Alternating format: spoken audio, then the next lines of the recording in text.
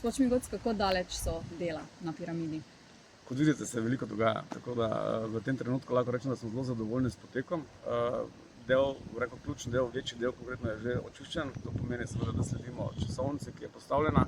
Sklad kmetijskih zemljišč, ki je to organiziral skupaj z izvajalcem, katerega je najel, zaenkrat resnično izpolnjuje svoj del obljube, tako da smo veseli in seveda s tem primerom tudi lahko snujemo naprej vse te dele, ki jih naš projekt mestnih vinogradov in piramide zajema.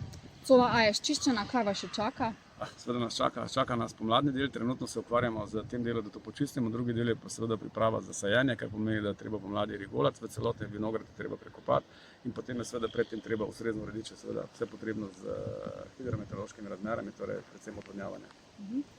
Kako bi Mariborčanom čez eno leto pa pol naslikali podobo piramide? Kakšna bo? Kaj vse bodo lahko videli?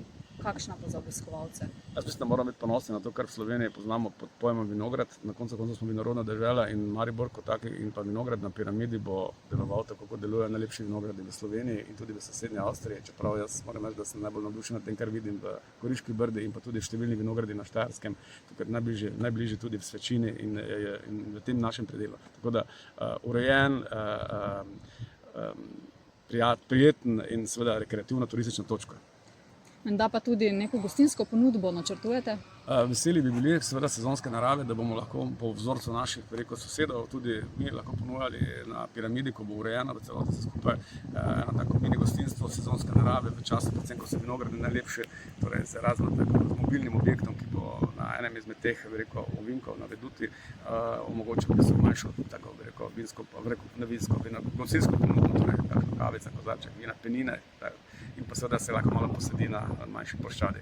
Hkrati pa zraven tudi bo postavljen nov učni čebeljak, ki pa bo v bistvu zelo pomemben tudi za naše najmlajše, za učenje in pa spoznavanje življenja čebel in njihove pomembnosti za naš ekosistem.